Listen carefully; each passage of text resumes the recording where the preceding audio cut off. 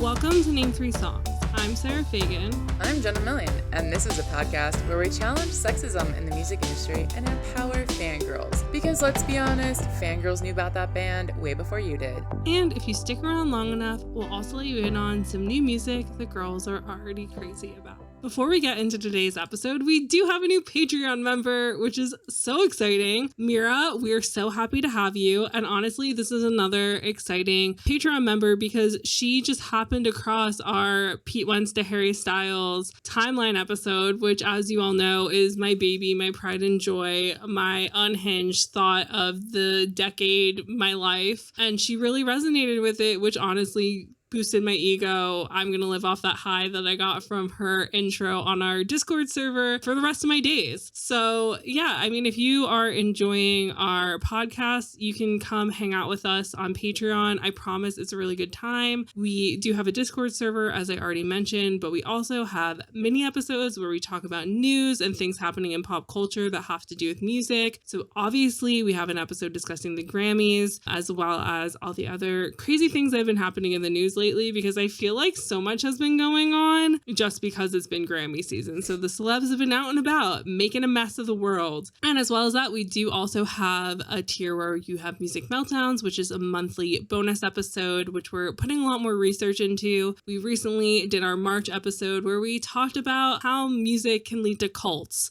And it honestly sounds unhinged, sounds ridiculous, but we talk about everybody from Jared Leto to Charles Manson, and it is a wild ride. But a good ride. I do have one more announcement before we jump into talking about what today's episode is about. We're expanding the offerings of what Name 3 Songs can give to you. You know, for a long time, if you followed us on social media, that we've asked time and time again what artists you think we should talk to, have on the podcast, interview, etc. And we've been trying to figure out the best way to get artists involved because we know that artist interviews aren't everybody's cup of tea and that our normal Sunday episodes aren't usually what you would expect out of an artist interview. And so in order to come up with something, we finally landed on the best way to do this, which is to give you guys a bonus episode whenever we get the opportunity to interview somebody who really is in line with the Name 3 Songs mission and ethos. And so in 2 Wednesdays from now, so Wednesday, April 27th, we do have our first ever interview dropping with an artist that we think you guys are going to be really excited about. It was a really great conversation that we had. It's really on point with the ethos of Name 3 Songs. And since this is a bonus episode, you'll still be getting your 2 monthly Sunday episodes. You'll get to meet a new artist and find out about them and how feminism has affected their life and their music. And it's a really, really, really great chat. And I'm so excited for you guys to hear it. And so with all that out of the way, Jenna, what are we getting into today? Yes, this episode is kind of a long time in the making because I've been thinking about these ideas for a very long time and not knowing how to put them together in an actual episode. But essentially today we are having on a very special guest who is going to take us through the journey of culture, from Western culture to Eastern culture. And of course, we're talking about this in the context of K-pop. So what that means for Western fans, being a fan of something that is Korean, that is very different from us, and the ways in which we interact as fans, the ways in which K-pop idols interact with their fans, the ways in which culture is meant to be consumed by different people all over the world, aka globalization, and the ways in which particularly American culture has evolved into this call-out culture, especially on the internet, things that people maybe don't agree with, automatically applying super negative terms to them when the action itself maybe isn't negative. There is a lot to unpack, but we have a wonderful guest to explain all of this and help us through this journey. So, Sarah, would you like to introduce us to our guest? Yes, so today's guest is Dr. Thomas Baudinette. He holds a PhD and a BA Honors First Class in Japanese Studies from Monash University and is a cultural anthropologist whose work has explored consumption of popular culture among queer communities in Japan, mainland China, Thailand, and the Philippines. He has a particular interest in the transnational national spread of Japanese queer pop culture and its impact on conceptualizations of gender and sexuality. And he also investigates K-pop fandom in Japan and Australia. Tom joins us from Sydney, Australia. So we recorded this in multiple time zones, multiple days of the week. And he honestly was just like the coolest dude, had so many good thoughts. My brain was going up in fireworks throughout this conversation. And I'm so glad that Jenna brought him to the land of Name 3 songs. So Jenna, how did you find Tom? So you guys may remember that previously we did an episode called K-pop Capitalism and the Illusion of the American Dream, and that featured Stephanie from the K-pop Cast podcast. And Thomas has been a frequent guest on the K-pop Cast as well as in their Twitter spaces. So when I was getting into K-pop last summer, I was super active on Twitter trying to learn as much as I could about K-pop. I found this podcast and I joined a lot of the Twitter spaces that they did, and I learned a lot from Thomas, and that's why I wanted to have him on the podcast. So if you guys need a refresher and want to go check out that episode, we'll have it linked in the description below. But also, if you guys are K-pop fans, or you just want to learn more about K-pop, we definitely recommend going and checking out our friends over at the K-pop Cast, because they have very similar missions to us, subverting sexism and thinking critically about our favorite pop music. We're not afraid to criticize our faves. We're not afraid to call things out. They do weekly K-pop dose of song recommendations, industry interviews, and they do deep dive analyses on K-pop songs, all from the vantage point of social justice and critical thinking. So you can see, we have a lot in common. And they did have a recent episode talking specifically about a girl group called Idol and their recent song Tomboy in the context of the anti-feminist presidency within South Korea. So if those things sound interesting to you, we will also have that linked in the description below. But without further ado, let's get into our episode today. Hi, Tom. Welcome to Name 3 Songs, and thank you so much for joining us today, all the way from Sydney, Australia. Thank you so much for having me. It's a real pleasure to be here. We are very, very, very excited for this conversation. I'm very personally invested in this. I think our listeners are going to learn a lot today, and we're also going to learn a lot, so I'm very excited. And so just to get into a gist of what we're talking about today, we are looking at the relationship between Western audiences and Eastern media. And particularly, we're probably going to talk a lot about K-pop, considering that we're a music podcast and K-pop is super popular right now. So looking at kind of like how we consume media, how cultures expand and globalize, and kind of the different conversations that come up within fandom and within maybe the critics of these fandoms or the critics of this globalization, and looking at the many different layers that fall under this umbrella. And so to kick things off, could you just explain what is the purpose of culture and like how do we interact with different cultures? So I am a cultural anthropologist at heart, so I have particular understandings of this big term culture. And this is a word that means a lot of things to a lot of people, and it's very difficult to pin down. But within my thinking and the thinking of the discipline within which I operate, this idea of anthropology, culture is basically anything that emerges out of human interaction that is not natural. So it's something that is created specifically through human interaction that contours or influences beliefs, behaviors, rituals, forms of practice, art, literature, and of course music. All of this is what we call cultural. And what's really important within the way that I think about culture and that many of my colleagues think about culture is that it's not static and it's not homogeneous. So this is very fancy, but what we mean by that is by saying that culture is something that is different for different people, even if there are lots of kind of shared experiences or shared beliefs. The culture still emerges through a personal relationship with, for example, media. But when we say it's not static, I think this is the most important point because it doesn't stay the same. Culture, through human history, through human interaction, day to day, is always evolving. And it's something that is designed to change.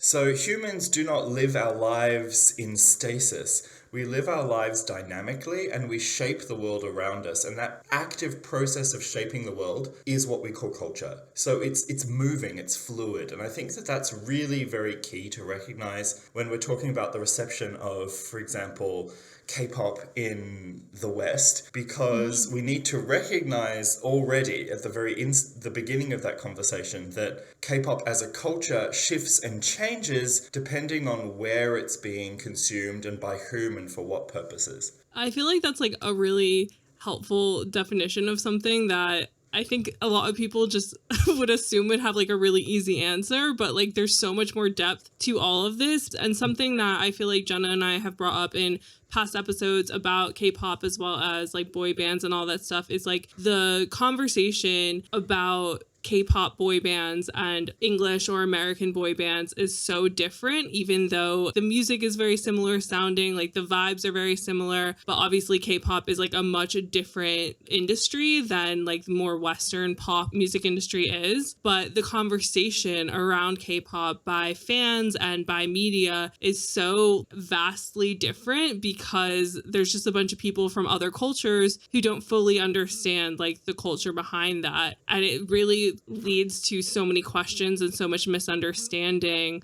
which is why we keep doing these episodes and having people come on to like help us help our listeners and ourselves like understand the whole like differentiation between these like a lot more. When it comes to culture, one of the things that I think it's always important to remember is that it's always going to be messy. The natural state of life, the universe, and everything, if you will, is chaos, right?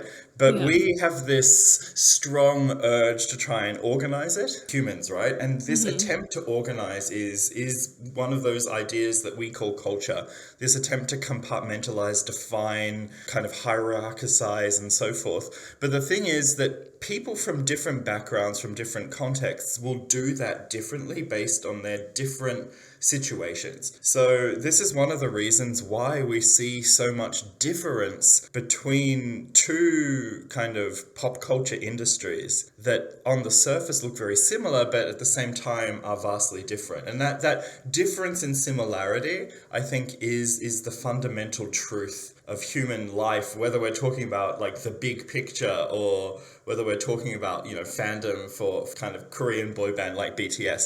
And this is just a truism, right? And I think that any conversation around the reception of East Asian media in any context, whether that be a Western context like North America or Australia, the two societies we find ourselves in, or for instance the Philippines, a site where I do a lot of research, or Japan, like we need to be aware of the various cultural milieus that reception is taking place in, because there is no one correct dominant form of reception, though we can certainly historicize and say, when it comes to K-pop, for instance, that the norms of the South Korean music industry produced certain things, certain ideas, but then it's the reception within different contexts and the negotiation with the norms that were produced in South Korea is where new cultural forms are emerging. And I was recently thinking about this a lot because I've been writing about kind of K-pop fans in Australia and the Philippines recently, and just kind of getting my head around the idea of how culture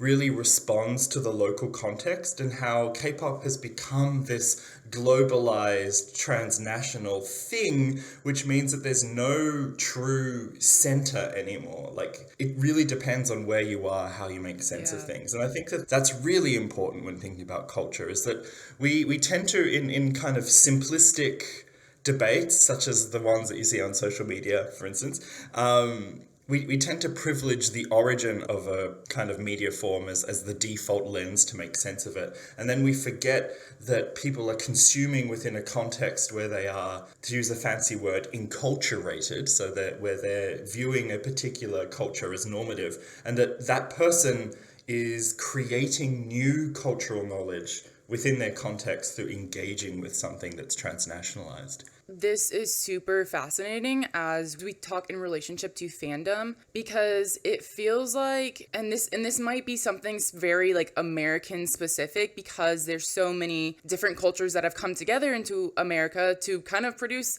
a entirely different culture. Like, we talk a lot about like white people in America not really having a lot of roots to like wherever their ancestors immigrated from. And I feel like because of that, as you said earlier, like human nature is to want to like organize things or set rules on things. And I feel like we're seeing a lot of policing of culture online. And I feel like that right now is what is being applied to K-pop. I mean, kind of one of the reasons that I wanted to have this conversation was that the conversations that I was seeing online among fans and among like non-fans who were like projecting onto K-pop fandom is that there seems to be a lot of call out culture right now, of course, but the way that I've seen this transpire within K-pop is the idea that fans are fetishizing K-pop idols. And while cultural fetishization does happen, and I'm sure there's fans in extreme cases in which this is happening, number one, this tends to feel like a very negative term in a way to like shut down people and their fandom, and also just in general like a very big exaggeration with how most fandom works. And so I'm curious, what are your thoughts on this kind of conversation that we're seeing transpire recently? So I think the first thing that I would flag is that all of this is very natural because of what I was saying about culture, is that it's something that we create actively.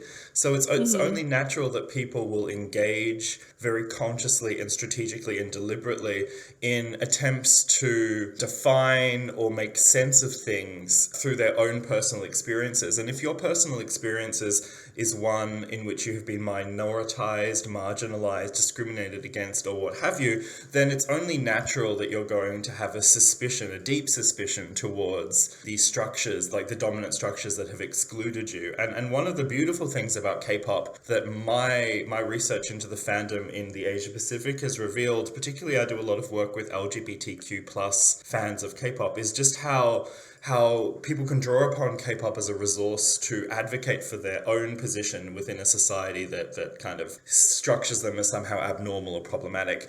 But on the flip side of this, we also see people who perhaps, without really intending to be very kind of problematic, and whose hearts are very much in the right place. And I think that I want to flag this at the outset, is that a lot of these criticisms that we're going to be talking about today are coming from people whose positionalities and whose actual ideas and politics are good, right? Like they're engaged in good political activism.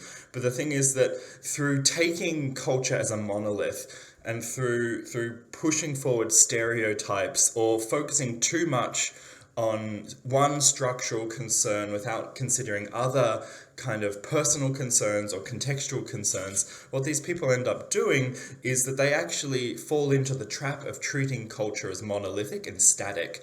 And in trying to police and define what is good ethical behavior and good fandom, they're actually unfortunately falling into the trap of moving away from the very goal that they're seeking to look at. So for people who put forward the idea that those from a Western culture who engage with K-pop fandom in a particular way are always already involved in something such as fetishization, whatever that may mean, and I know we'll talk about that in a second, or sexualization, once again, whatever that may mean, we'll define it later. What they're doing is they're closing doors, and they're not necessarily celebrating the potential that culture has to kind of challenge certain beliefs that we view as to quote the kind of constitution or the Declaration of Independence, truths that we hold to be self-evident, right? But no truth is self-evident. No truth can emerge without having been debated or brought into being or discussed in depth. And so what happens when people close the door to debate is that they're closing the door to people's realization of the problem. So this is my concern around the so-called quote-unquote call-out culture, in the sense that it comes from a good place. It's often being deployed in really important political ways, particularly when it comes to the racial politics of the United States. I want to flag that. Though to your American listeners, I would remind you that the racial politics of the United States are particular to the United States, and that it's always important to remember that, and that it is fundamentally misunderstanding culture. And that's the problem. And so whilst these debates have political merit, and there's certainly people with whom I agree from their political perspective, I find their strategies or their what we call their discourse, the way they speak about things, concerning. Yeah. Something that we had touched on when the three of us had initially talked, and a topic that I bring up time and time again, is like the accidental 180 liberals or leftists find themselves in when they try and stick up for others outside of their race or outside of their gender or sexual orientation, and they kind of wind up taking this sharp right turn into conservatism by accident, because in trying to protect people that they might not 100% understand and like police people who might be like appreciating a culture, instead they're like, oh, you're appropriating, oh, you're fetishizing. And I think that this is like why Jenna and I really wanted to talk about this topic in particular, is because a lot of times these people are stamping and yelling at people for quote unquote fetishizing these K-pop stars because they're just objectifying them in the same way that we would have objectified One Direction or the Backstreet Boys or whatever boy band it was that we were obsessed with. And so I guess with that being said, because I know like fetishization is real, has like a place in like kink culture and also in negative connotations as well. So can you, for everybody, like give some background on what exactly fetishization is and like where it would make sense when people are calling people out in the K-pop realm, and like where it literally is just people being accidentally racist and like just calling out objectification with the wrong word? The conversation around appropriation versus appreciation is incredibly complicated and incredibly difficult due to a lot of the structural concerns that exist within our culture, particularly transnational white supremacy and the kind of domination of the music market by the North American music market and its appropriation of black music in particular. And it's important to remember that K-pop plays an important role within that, and that black fans of K-pop have been quite rightfully angry about issues of appropriation. But I think that there's legitimate conversations around appropriation, and then there's conversations around appropriation that devolve into stereotypes or devolve into a lack of concern for individual agency and the ability for people to reflectively engage with things. And I think that I want to focus on that idea of reflection, because a lot of these debates over fetishization, which I will define in a minute, Sarah, sorry, is this idea that fans who are quote unquote fetishizing idols or engaging in these kinds of quote unquote problematic practices do so in a non-reflexive, acritical way. But most fans are highly engaged consumers. The idea of the quote-unquote delulu fan, the delusional fan, is actually, my research with fans, my interviews with many fans in many different contexts have revealed that fans know what they're doing. They understand what they're doing, and they think carefully about what they're doing. And in fact, these debates, whilst they can be concerning for sure, also indicate reflexivity and engagement with ethics on behalf of fandoms. And this idea of debating the problems is an indication that people are trying to make sense of the structural issues and the structural problems that exist. Where fetishization comes in is the opposite of what I'm talking about. It's when things are acritical. It's when the fantasy overtakes the critical ethical consumption and the person does fall into practices that are areflexive, appropriative, and most importantly, acritical. So this idea of critical, and when I say critical, I don't mean negative. What I mean is questioning what you're doing very consciously. So to kind of talk about the history of this term fetish, within anthropological literature and sociological literature, when this term initially emerged, it emerged within the context of making sense of religious ritual. So a fetish object within the context of religious ritual is an object within which kind of ritualized power and mystical energy has been invested. So basically you have a fetish object which within the context of a religious ritual has become imbued with some kind of extra fantastic energy, and so it's a fantasy object, and it's an object through which fantasy is enacted, desires are realized, but it's also an object in which people invest their fantasies, invest energy, and in so doing they remove the need for them to be active agents within the production of desire and fantasy. So within a lot of the contemporary cultural discussion of fetishization that we now kind of take for granted and that everyone's throwing around willy-nilly on Twitter and Instagram, we're actually seeing this concept as it was further refined by someone that many of the people who use the term casually are probably completely unaware of the fact that they did it, and this was Karl Marx. So we've got all of these people kind of acritically throwing around Marxist terminology without realizing that they're doing so. Not that there's anything problematic with using Marx, but there's problems when you use Marx without understanding what Marx is all about. So Marx is when he was writing about fetish, what he was writing about was the transformation of labor into capital, right? And the production of capital through the exploitation of the surplus production of a disadvantaged working class, right? The thing is that when he's writing about fetish, he's talking about how certain objects within the capitalist system have come to be imbued with all sorts of extra values that they don't actually have, and in so doing, it has alienated us from the human critical emotion, like our ability to think and to think about our positioning within the world and to recognize how we are kind of suppressed by various structures. So fetishization within the Marxist context is basically money is a fetish. So currency is a fetish because it brings into existence a relationship between capital and labor that doesn't actually exist. So to take this all the way to cultural fetishization, it is basically the process through which someone invests all sorts of fantasy into an object in order to kind of escape from and produce these kind of emancipatory ideas. But the problem is that in so doing, they're actually neglecting the true structures of disadvantage that exist in the world. So to take this finally to the idea of fetishizing a K-pop idol, what you're doing is that you're investing all of your emancipatory hopes and dreams and your perhaps sexual desires into a K-pop idol without taking into consideration that this K-pop idol is a flesh and blood human being, or considering the broader cultural context and structural industrial context that has created the idol. So you're basically using them as an empty tool to just dump all of your frustrations in and kind of seek emancipatory help. And that is a process that is acritical. You don't think about it. So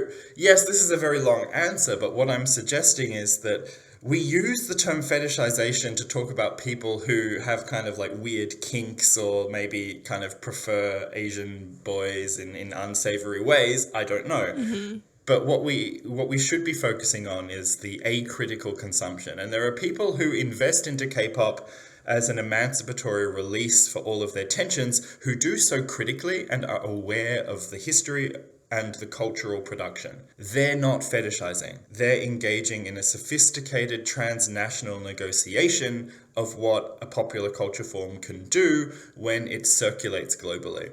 That's something to be celebrated. But the problem is that for some people, they're unable to recognize the distinction between those two things.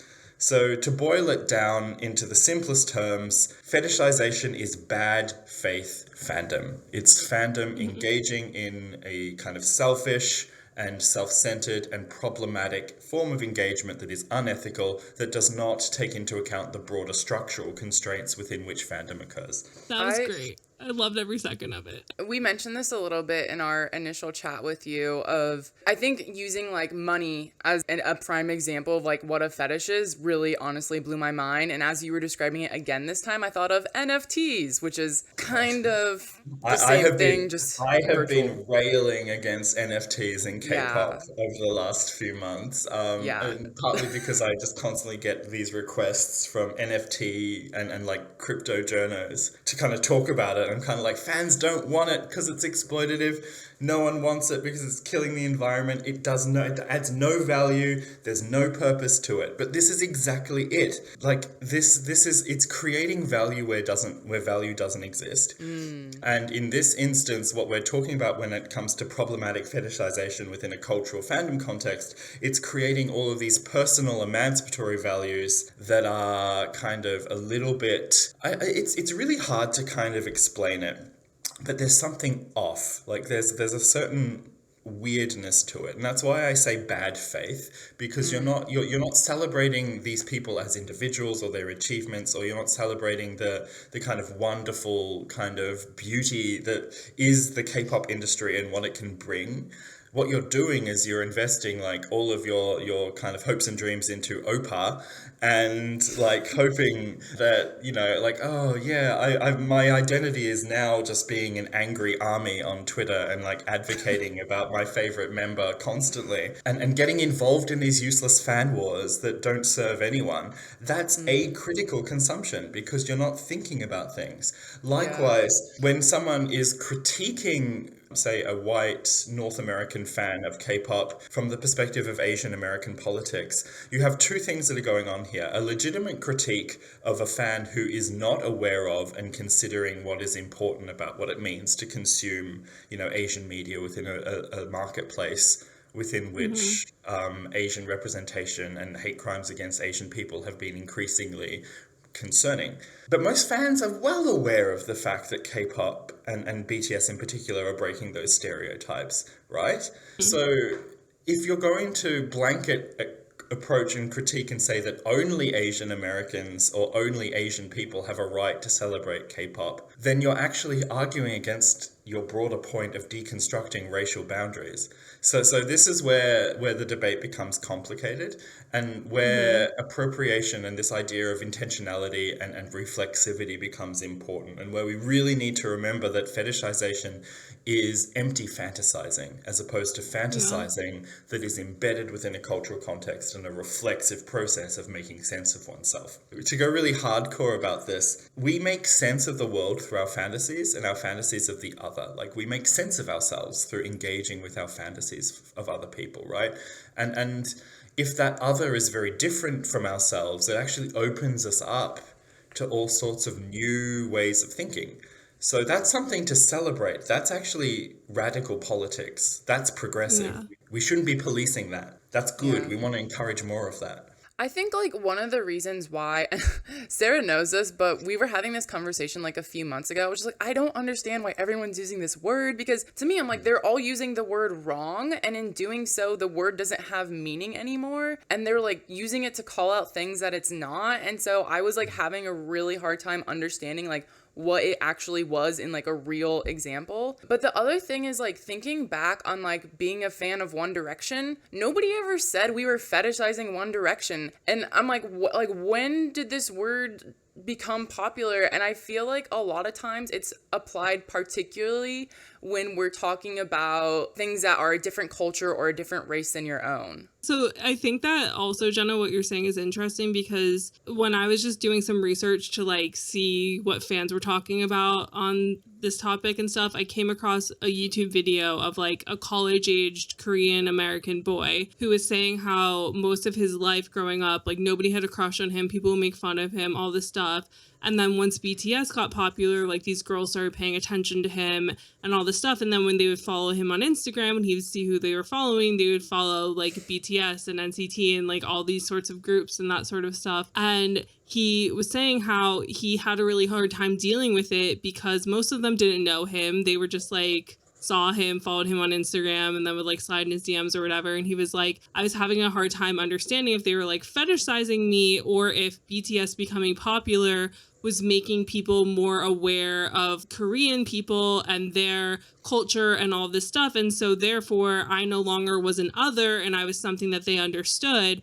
And I thought that that was just a really interesting statement and something that, Tom, it feels like you're kind of hitting at in what you've been saying, in that like K-pop being big and like this idea of like people fetishizing and all this stuff in some senses is also just like culture expanding and people not 100% understanding how to interact and communicate with cultures that they don't 100% understand. And I think, Jenna, again, that's probably why the fetish term hasn't ever been used with like these white boy bands and why it's a term that feels so confusing, because there's so many wrong ways to utilize it. And also to some BTS fans, the fact that they're Korean has just like opened their eyes to the fact that like, oh, Korean people exist. And like, I didn't really know about that before.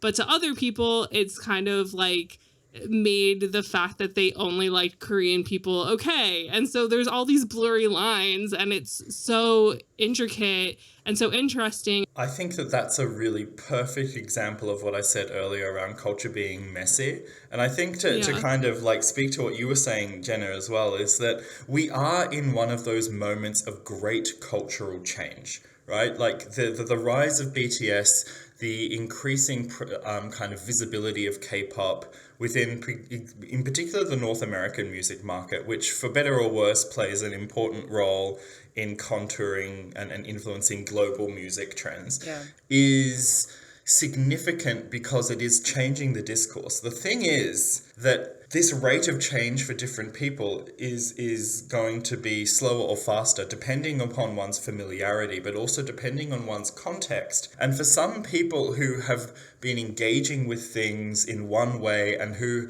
have been doing so from particular political perspectives that have yet to expand, or who are focusing on particular issues over others, then there is going to be disconnect. And I think that what we're seeing here, particularly with this term fetishization and also discussions around sexualization, which is, I think, another kind of empty signifier. We actually, Jenna, have a term for this in social science. We call these terms empty signifiers. So people use them without understanding what they actually mean, just to inject any kind of meaning. So basically, fetishization has You're been just describing the internet right now. Yeah, exactly. Like, period. Fetishization is being used because like anything that's bad is fetishization, right? Yeah. Like, so we'll use this word because it sounds bad and people know that it's a bad word. So if I can say, oh, you're just treating it as a fetish, it's a signifier basically saying in the context of a discussion, you're not doing this politically correctly, you're not doing this right,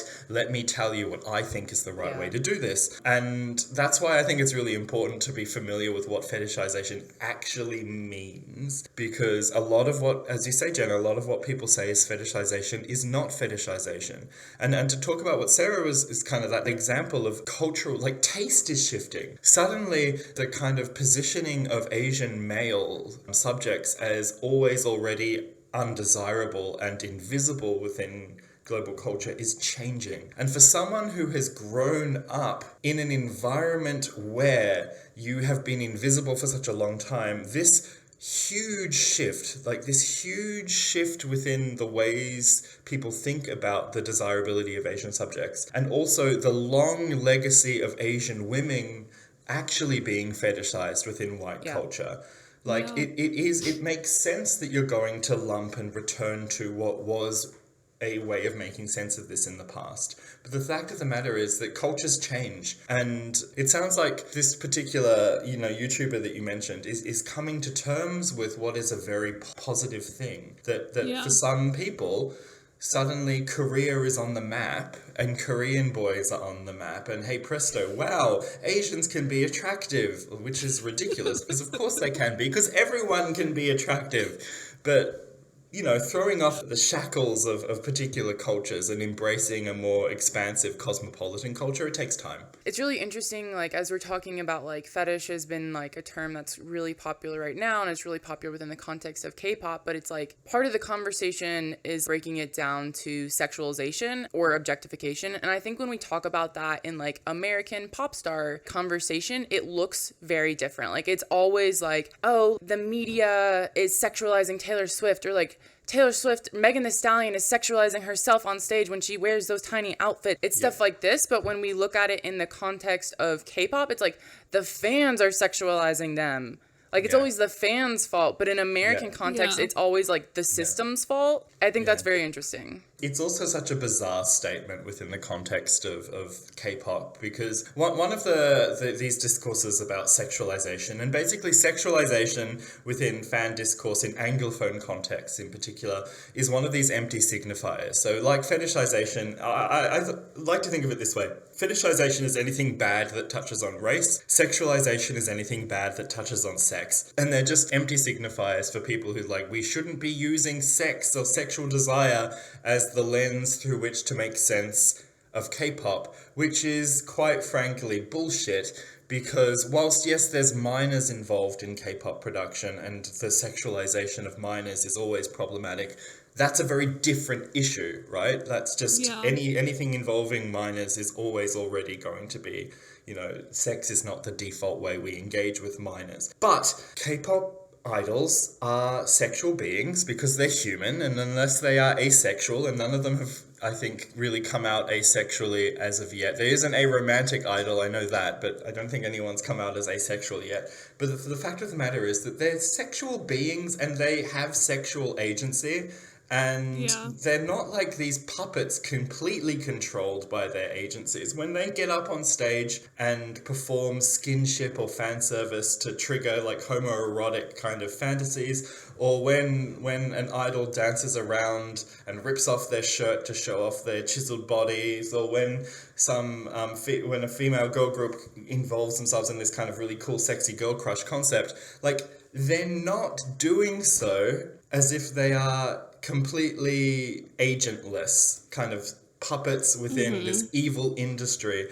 They are willing participants within the K-pop industry. They know exactly what's involved. I'm sure that some of them enjoy. I mean, we have instances where we have, like, for example, Choi Min-ho of SHINee going on like a variety show and saying, oh yeah, I enjoy it when the fans look at my body. That's why I work out. Like, they're sexual beings. So this idea that we cannot engage with idols through the lens of human sexuality is ludicrous, because sexuality is one of the lenses through which we understand the world. And whilst it is certainly the case that we can be criticizing structural issues around sexuality and sexualization, for example, the sexualization of women in the K-pop industry, or the incredibly heteropatriarchal issues around K-pop's production and consumption, or the thorny debate over queer baiting and its role in shipping culture. Like, these are structural, legitimate debates that we can have. But to say that fans should not be engaging with things sexually is such a puritanical statement. And it also neglects the fact that companies, for better or worse, assume that sexual desire is going to be one of the reasons why people engage in K-pop. And they cater to it, just as they cater to all the other desires that exist. And, we're human. Sex is not bad, people. We're human. So I don't understand it. Like, I honest to God don't understand it. And when it comes to people whose sexual desires are marginalized or criticized by society, such as LGBTQI plus subjects, who engage with K-pop in particular ways. Maybe they ship idols not to quote-unquote fetishize them, but as a way to explore their own queer desires for, other men or women or whatever. Hey presto, good thing. This is emancipatory. This is important. We should be celebrating that, not shutting it down. So I think that for me, one of the big things is that so many of these debates over fetishization, sexualization, what have you, what is good, correct fandom, what is bad fandom, are so black and white. The world isn't black and white. It's grey. It's messy. For God's sake. I said this a few times already, but we need to celebrate that messiness. Messy is normal. Messy is good. good. Messy gives us everything that we like about the world. Like, attempts to make things unmessy, well, that's, guys, you know what that's called? That's called fascism, and we don't like fascism.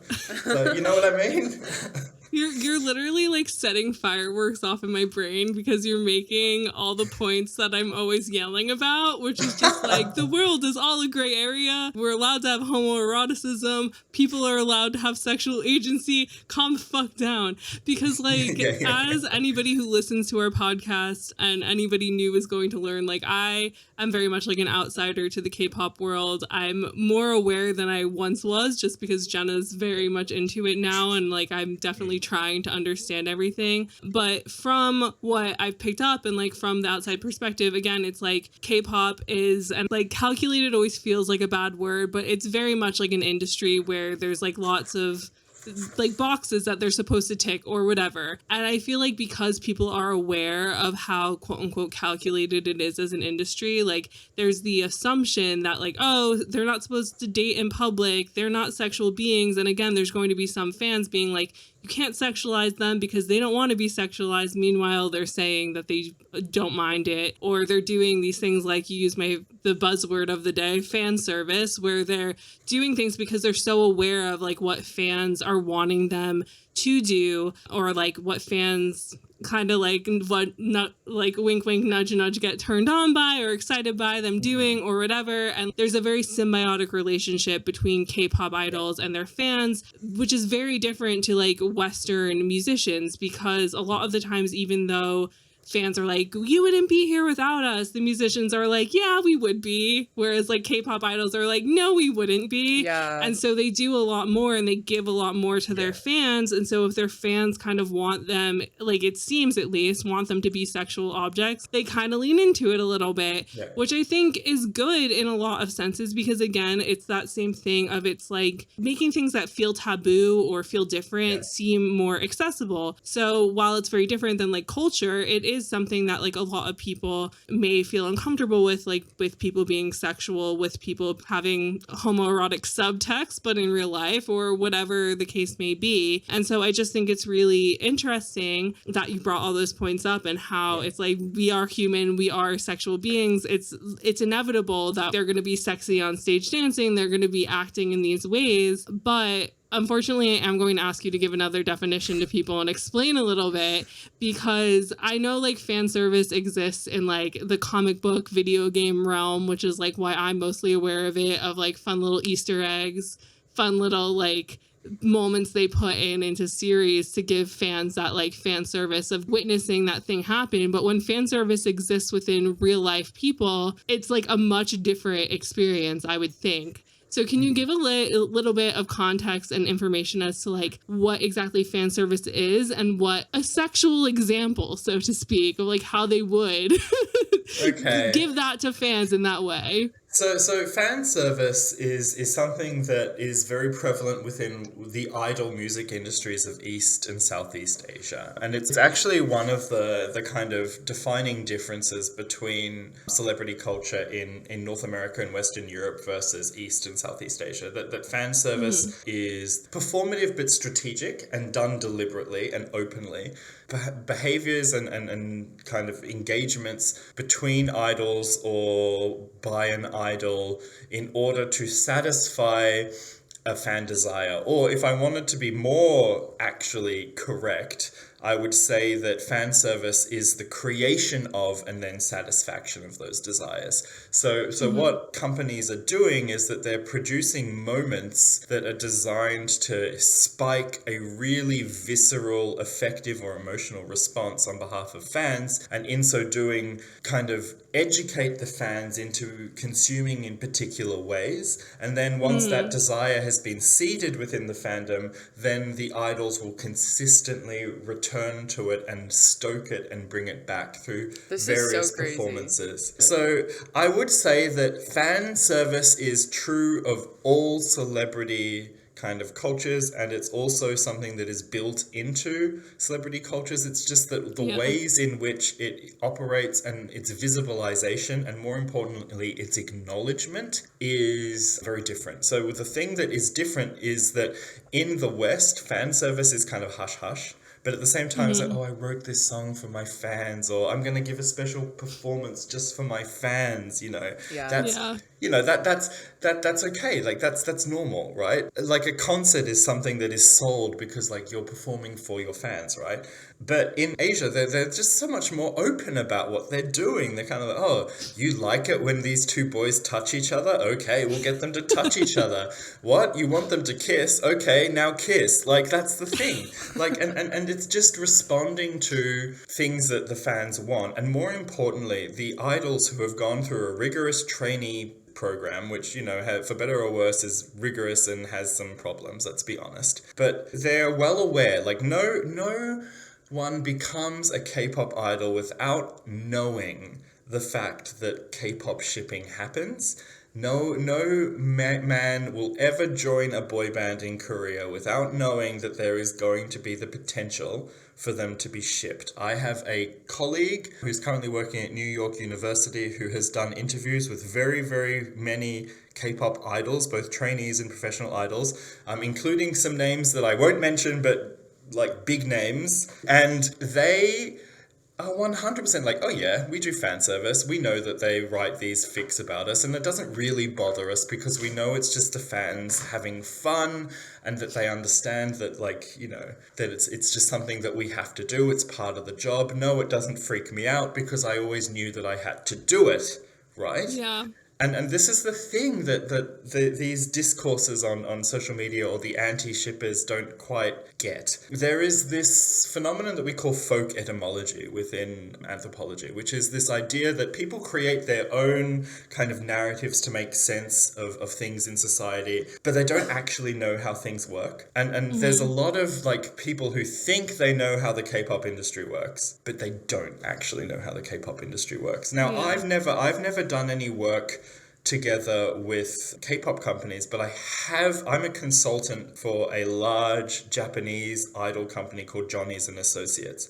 And like conversations I've had with them, I can't talk about them due to privilege, but like the people at the company know 100% what fans are doing, and they want to know how best to cater to what the fans are doing. Yeah. So, you know, the conversation I had with this particular company was like, how do we get fan group A to be more like, you know, involved in our idols fandom? This is what we're doing. Why is it not working?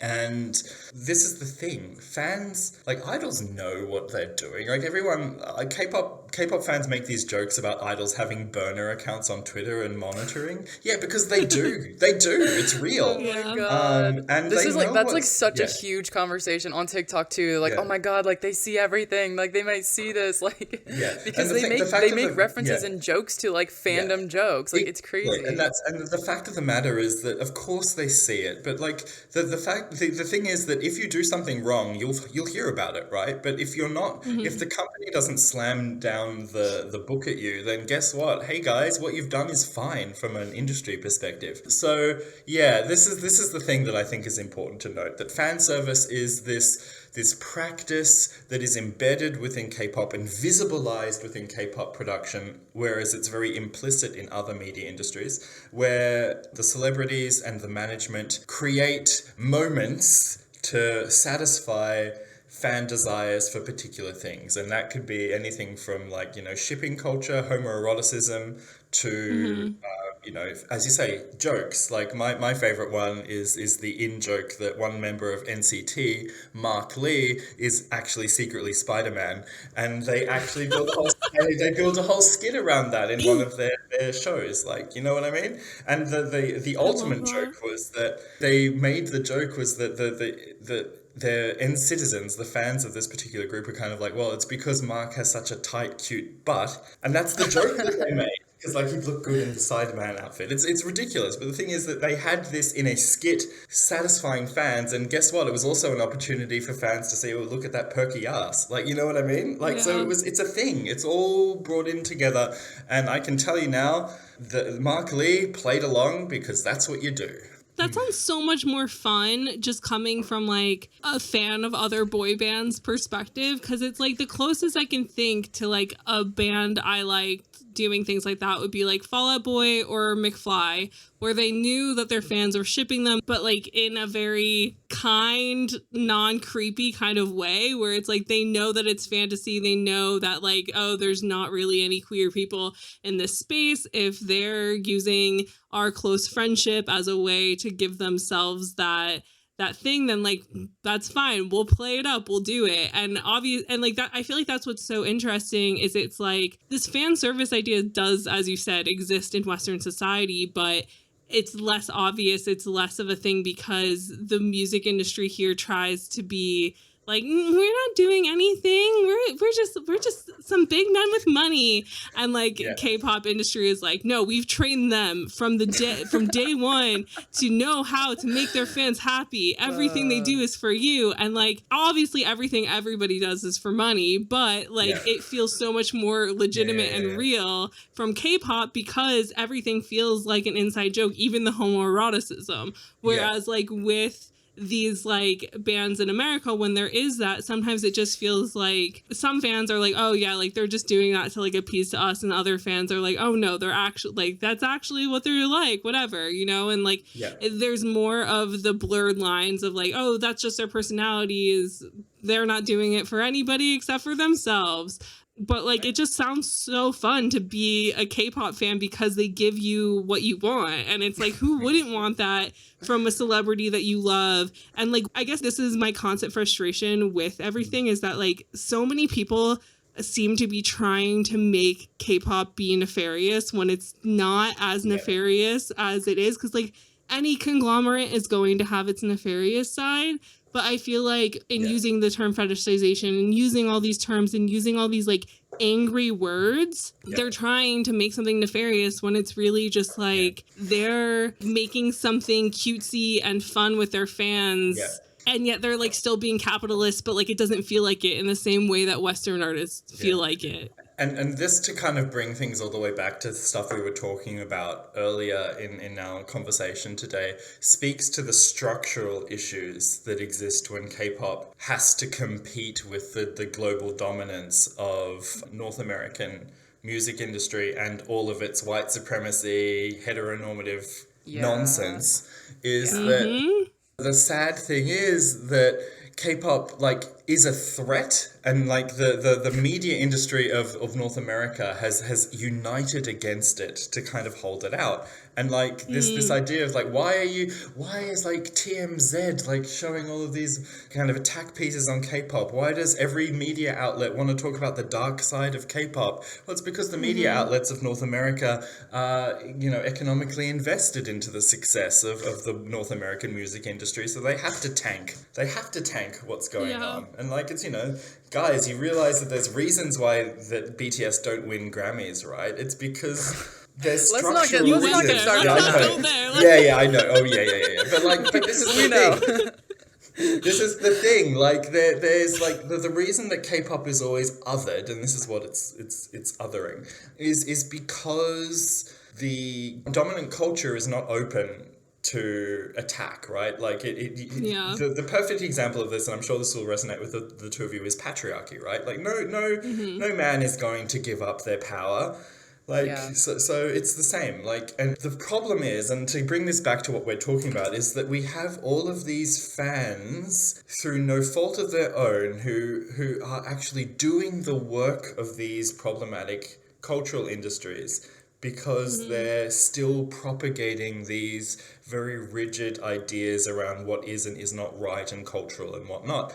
And like, it's only when we kind of accept or kind of, actually not accept, but it's only when we reject the logics of the dominant cultural forms, which is the North American music industry, and look for alternatives, the alternatives that K-pop are giving us, then we will get a world in which our celebrities are more than willing to dress up like a sexy Spider-Man and have their butt slapped just for our entertainment. Right? Oh my god. I'm gonna have to look into this after this. The thing that like keeps popping up in my head as we're having this conversation is that I don't think we've had a very sexy male pop star in the American spotlight for some time. I mean, like, my mind would immediately go to Harry Styles, but he's not sexy in the way that K-pop is sexy. He's sexy in a very, like, toned down, like, kind of muted way. And, like, obviously One Direction was a huge boy band, but we haven't had, like, another, like, Western boy band craze. Because I think right now, pop girlies are doing great. Like, female pop stars are killing it. Female rap stars are killing it. But then, like, the male stars are all very, like, masculine in a I'm cool way, not I'm trying to be sexy for the ladies way. Yeah. The only person who comes to mind is like Little Nas, but and he's Yeah, great but because he's like, doing it for the gays. and yeah, more which is so than like, anyone else. 'Cause, like, I can say as one of the gays, I'm very appreciative of him doing it for the gays. I just want to point it out. But yeah. Because, like, if you think about it, you do have a really good point because, so, Tom, we did an episode ages ago about the boy band to Yeah, I Fuck Pipeline, which started with Justin Timberlake. And all of those guys, it's a very masculine, like, all of the promotion, all of the songs, everything is very male gazy, like what men think women want, but it's actually just what men find attractive in other men. And so I think that right now, the closest thing to, like, a female gaze pop guy, but, like, more hip hop would be, like, Jack Harlow, because all the girls are, like freaking out about. I don't understand freaking him. out about Jack Harlow. I don't. I get saw it him on the either, but Grammy. I saw him on the they're all Grammys red obsessed with carpet, and he him. was a boring man. I don't know. I don't get it, but I think, like, that's the closest thing I can think of, because most of them are either, like, really masculine or, like, dirty in, like, the what's his face with all the face tattoos.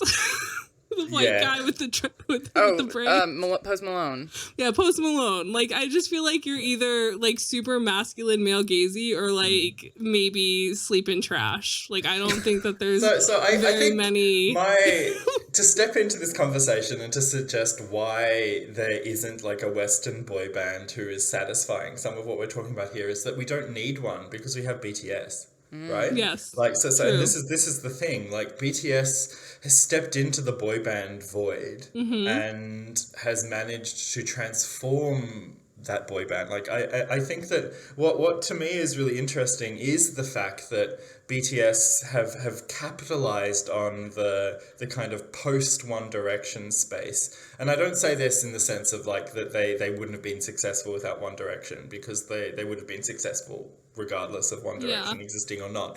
But it's just that there was this particular moment in the late 2010s where we were dominant boy bandless, and BTS, and when I say we, I mean the North American music industry, because, like, if you look at East Asia, there's more than enough boy bands to go around.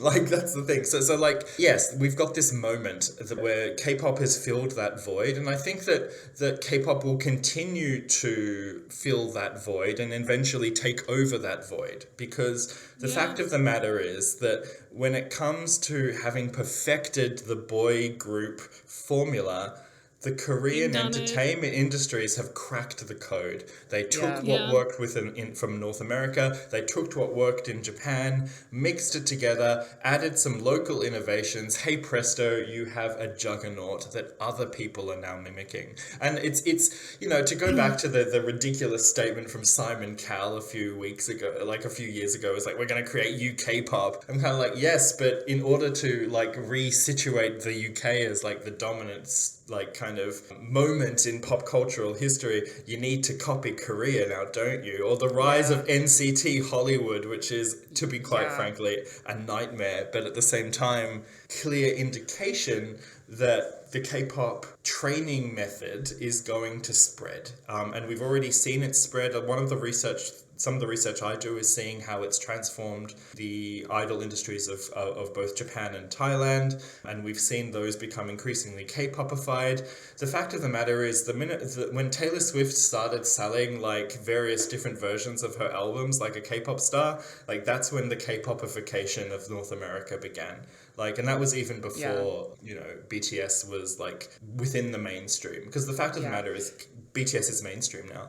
I mean, Yeah. it's just fascinating because within the next 5 years, we're going to see so much change. And part of that, too, is Scooter Braun, Ithaca Holdings. Like, Hybe now owns that company, and Scooter Braun is an advisor to them integrating into America. And Hybe has, like, detailed how they're applying their training programs to, like, find and build the next pop stars of America. And I think there's also a lot of American resistance against wanting to do this, like, quote unquote cultural institution of training. And I think it's very interesting because, like, this is all from North Americans who don't realize that Hollywood was basically bankrolled and managed by Japanese people from the 80s onwards, right? Like, yeah, and like There's so many layers to it. And the thing that, like, I find interesting about what you just said, Jenna, is I feel like so many Western, specifically white celebrities, try to do that whole persona private life thing. I feel like there's going to be a lot of people who are going to think that they're cut out to be able to do what the K-pop industry does, like Western people. And then once they're told, like, yeah, no, you, like, have to essentially act like a Kardashian, in that you're going to have to, like, be calling the paparazzi. You're going to be having to do all these PR things that, like, don't feel natural, and that, like, we've seen time and time again, Americans specifically, like, celebrities trying to separate themselves from. And so I just think it'll be really interesting to see how that works, because I would love for every artist to, like, be as dedicated to their fans as K-pop idols are. But I feel like the 1%, like the rich people, the celebrities of America, are so obsessed with, like, their image and being rich and being inaccessible to some degree, that I feel like they're never really going to do it unless they start training people at, like, age 10 and, like, start deprogramming American capitalism. Like, we're trying to deprogram misogyny and the patriarchy. My only problem there is, of course, that deprogramming American capitalism and replacing it with South Korean capitalism means that we're still living in Bong Joon-ho's kind of transnational capitalism. So, So to bring things back around to the sexualization thing, I mean, to Sarah's point earlier, K-pop idols talk about their fans like I've never heard any Western artist talk about their fans. Like, their dedication to their fans, like, it's even just, I mean, I like groups beyond BTS, but we often use BTS as a frame of reference for, it's a lot of people's entryway into K-pop. I did the same, Yeah, so the way BTS talks about ARMY is, like, I've never heard any Taylor Swift, probably one of the best examples of somebody who, like, works with her fandom and does things for her fandom. I've never heard, and of course, I'm not a Swiftie, so, like, you know, but I've just never heard any artist talk about their fans the way that BTS, the way that any K-pop group talks about their fans, where they genuinely have built a relationship with them over the years of, like, ARMY is part of BTS's life, period. And so tying this into fan service, is there an element of fan service that's, like, feeding into this sexualization thing? Which I kind of feel like we just debunked a little bit, but I feel like there's people who would argue that by fans doing that, they're feeding into the idea of people continuing to objectify them. Yeah, so one thing that it is important to note with regards to the kind of development of relationships between idols and their fans within the context of the South Korean pop culture industry, but also specifically about the South Korean context, is that the default kind of relationship that is supposed to be produced between the fan and the idol, or the nature of the parasocial relationship that is produced there, so the relationship that is defining that connection, is that you're either supposed to think of the idol as an older brother or a younger brother, depending on your age, or even your son, depending on how old you are. But the other principal relationship is that they're supposed to be like a boyfriend to you. And this is where the dating ban comes in, and why Korean fans in particular view dating as a great betrayal, whereas fans from other contexts, North America, Australia, what have you, kind of like, yeah, let them date, let them fuck around, like, oh yeah, like Taehyung was caught smoking at the Grammys, that's not a big deal. Whereas in South Korea, oh my god, that shit is big deal, like, right? But the thing That's is, yeah, oh yeah. It's a huge deal. Big problem. Hybe's gonna have to manage it. Like that's and oh like to us shit. it's kinda like, yeah, oh he's smoking, whatever. But like the fact of the matter is that one of the default fantasies that the K-pop industry sells, for better or for worse, is the fantasy of these are like your boyfriend. It isn't that they are your boyfriend, it's that they serve some of the social roles a boyfriend is supposed to do, which is that they step in to support you and give you feelings of happiness, and they're there for you when you need them, and blah, blah, blah. And they love you unconditionally, right? So this is one of those things where the specter of sexualization and objectification and fetishization raises its head, particularly for those who don't understand that K-pop fans who are immersed within the South Korean context know this, buy into it, and recognize that it is fantastic, i.e. that it's not real. So this is one of those things where it's a gray area. Like, I don't want to say it's bad or it's good. It's just that this is the nature of one aspect of the parasocial relationship. Like, members of a K-pop boy group or a K-pop girl group, like they're girlfriends for their fans too, is something that's there. And for some people, if they're your imaginary or kind of fantastic boyfriend or supposed to be an ideal partner, well, guess what you do with an ideal partner? You don't just walk down the street holding hands and singing like happy songs. You get down and dirty on bed, right? So like, this is the thing. So this is where the quote unquote sexualization begins to step in again. And that's okay. But as long as, like, the thing is that, as I said before, when it comes to fandom, most fans are critically reflexive fans. They understand that this is all fantastic. They know that they aren't their real boyfriends. And those who go really crazy hardcore down that really fantasy route become what in Korea known as sasang fans, obsessive stalker fans who everyone hates and who consistently get called out by the companies and the idols themselves. It's like, you have crossed a line. And once again, idols sign up fully knowing that they are going to be playing this role. That is one of their things. And as I said, for some fans, they're not boyfriends. They're older brothers, younger brothers, sons, or grandparents. Like, they're family relationships. But the fact of the matter is that what these people are doing is they're selling intimacy. And they're performing particular forms of what a colleague of mine, as I said, her name's Stephanie Choi, I should have named her, at New York University. She refers to it as the intimate labor of K-pop, that K-pop is structured around intimate labor on behalf of the idols for the fans, but also fans for the idols, and that it's reciprocal. They give each other energy through these performances. That's just so interesting and so, I don't even, like, validating. I'm honestly, like, I'm kind of speechless of, like, how to respond to it, because it's so incredible that that's a thing, because people with Western groups are like me personally. I'm like, oh, Harry Styles, my son. Like, I want to protect him at all costs. But I just think it's so interesting that, like, they sign up for it knowing, like, that that's going to be part of it, because I feel like, again, like I keep saying with so many Western artists, like, they're kind of like, I didn't sign up for this, like, blah, blah, blah, blah, blah. And, like, K-pop idols could never do that. And so I just feel like that's such a healthier way to have parasocial relationships and to be a pop star and to just, like, be a celebrity, you know, and, like, have these things, because, like we keep saying, no matter what genre of music you're in, no matter what country you're from or whatever, like, when you're up there, your fans are going to be sexualizing you. Your fans are going to be objectifying you in those ways, because we're all human. We all have needs. We all have wants. You know, it's inevitable. Like, it's not really possible. I mean, like, people fall in love with a random person on the subway every day. You know, like, it's they're not even a pop star. It's just a normal person you see reading a book on the tube, and it's just like, and so it's just really interesting that that's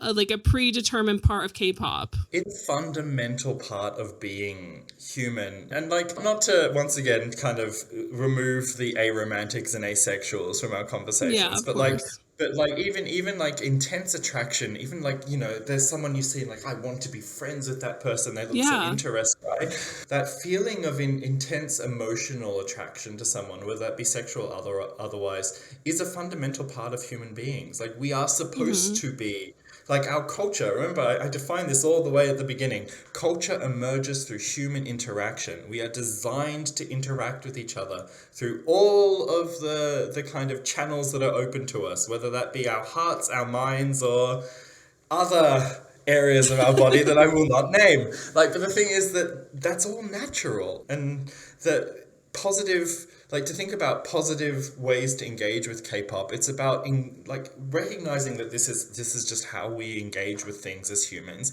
and doing so in a reflexive, healthy way, and doing so in ways that recognize that culture is shifting, not being afraid of that cultural shift, listening to the people whose voices have been marginalized and taking on board what they have to say, but ensuring as well that those marginalized voices aren't attempting to re-police the world as well. So like, and it's hard for me to say this as like a white, like Anglo-Australian sometimes, because of course my position as white Anglo-Australian is always already suspect. But like, I think that there is a need for more empathy from everyone.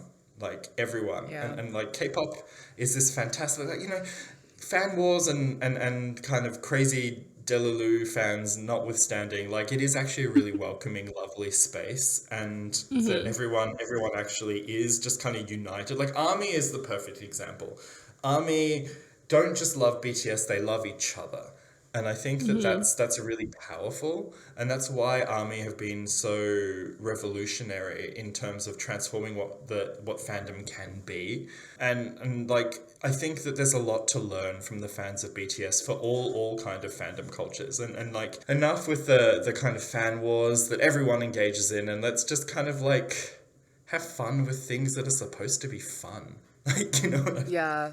Yeah. So we had Lucy Ford, who's a UK journalist, on our podcast recently. We were talking about fandom from perspective of how like women engage with fandom versus men, which of course, as we always point out, is limiting in our conversations of gender. But one thing that she said is she was like, I don't have to feel bad about things that are made for me. Like, it's fucking fun to have things that are made for me and to be able to enjoy it. And I think that's one of the things in doing this conversation of, I think there's this aspect of, we're talking about objectification or fetishization. It's those things feel like people are trying to vilify like what you're doing when you're just being a part of fandom and engaging in the way that everyone is engaging in fandom.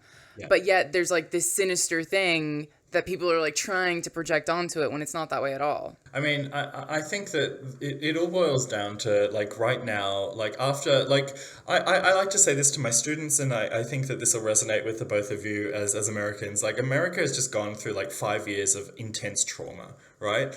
And it's going to take people a long time to overcome the fear and anger and instability of that particular moment in time. And right now we're still seeing, particularly among voices amongst the left and progressives, who haven't quite clicked that it's like we're in a different moment, and what worked then is not necessary now. And like the fact of the matter is that K-pop became a big deal during that particular moment in North American history. So a lot of people engage with it still through that lens. And I think that let's kind of move away from the politics of pessimism and embrace the politics of like the utopic politics of enjoyment. And I think that we'll be in a better place if we do that. I think everyone just needs to take a cultural anthropology class. A bit more better perspective. I mean, we do enroll people in all sorts of degrees in my institution. So I feel like we really have been able to bring this conversation full circle and have a lot of questions answered, and like realize how we can engage in fandom in like a positive, healthy way, and how we can engage in cultures in a positive and healthy way. So I guess just for like a final question here, I'm just reconsidering, like, with everything we've spoken on, kind of this globalization, coming back to our original question, which is the globalization of other cultures, and maybe just reiterating the positive things that we can learn from this. I think that for me, whenever something globalizes and it challenges what you consider to be normal in your cultural context and you encounter something that's so radically different, and if your immediate response to difference is, oh, there must be a problem with the thing that is different, that's a dangerous way to think. What you should be thinking is, how is the radical difference that I'm encountering showing me that what I have considered to be normal and logical and kind of unquestionable, how is that actually a product of where I've come from, and how does engaging with something like K-pop destabilize or lead me to question what I've always considered to be natural? And I think that that's really this asking of questions, ethical fandom, positive fandom, fandom that does not engage in that kind of solipsistic selfish fantasy projection of what is truly fetishization, as opposed to fetishization as the empty buzzword to kind of critique people and police their behavior. Like, that's the difference. Question, question, question. Like, and I say this to my students constantly when I'm teaching about K-pop, when I'm teaching about Japanese media as well. I say to them, you're engaging with something that may make you uncomfortable. You may not understand why other people enjoy this so much. It is not your place to judge. It is them. It is your place to reflect on yourself and think, why is my reaction this way? What has led me to think this way? And the fact of the matter is that all of these K-pop fans who are quote unquote fetishizing the idols because suddenly they're so obsessed with Korea when they were, 10 years ago obsessed with One Direction, that's a good thing, because it means that they're questioning the world. And yes, maybe they're misfiring every now and then, but you know what? No one's perfect. And it's a journey. Yeah. And culture changes, and you should be engaging with people in good faith and leading them to understand things, not closing doors, opening them for them. Open doors, don't close them. I think that's my ultimate kind of position. I love it so much. I feel like that's a very positive note to end this on. So Thomas, thank you so much for joining us. Thank you so much for sharing all of your amazing knowledge with us today. Thank you for giving me a place to rant, I guess. I hope that it came across as it made sense. And if it doesn't make sense, well, people can always scream at me on Twitter. I'm used to that.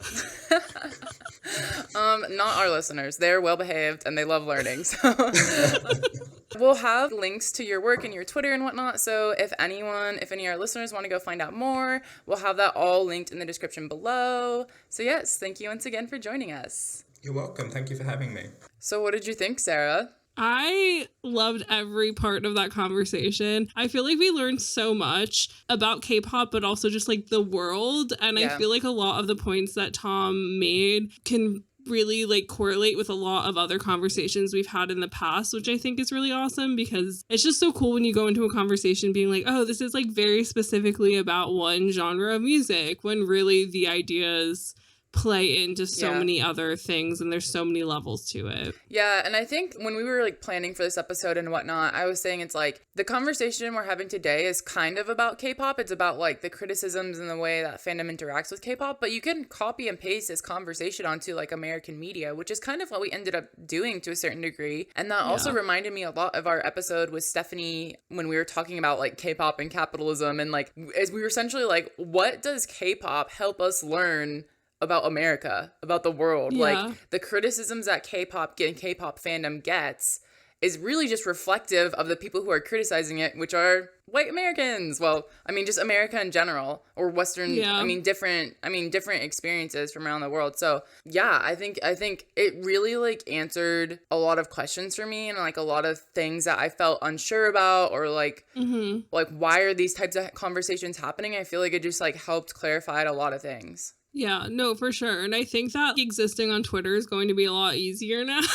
Because I just feel like people call each other out for the dumbest things, or will say things again because they think they're being woke, they think they're being smart, but when really it's mostly what people are doing and how they're exhibiting their fandom or their lust for somebody or what have you is mostly in a not nefarious way. Everything is just very fandom being fandom, but because it has a different look to it and whatever, people are misunderstanding it and misrepresenting it with their words and turning things dark and scary when they don't need to be. Yeah, and I think there's also that aspect of judging things you don't know, and also not doing the work to try to get to know them.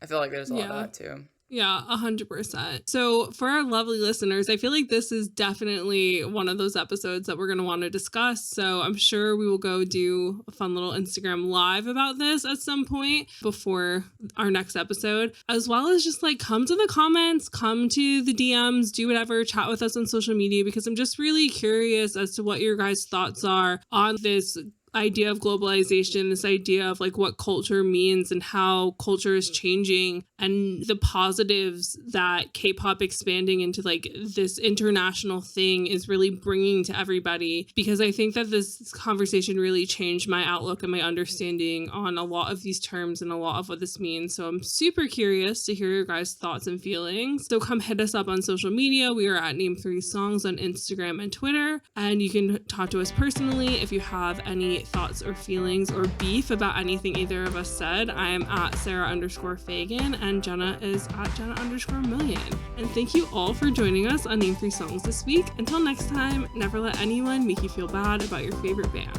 And remember, you're never too cool to listen to K-pop. Don't forget to subscribe to be notified when each episode comes out, and leave us a 5-star review. They really help. If you want to find out more about any of the things we referenced in this episode, you can visit name3songs.com.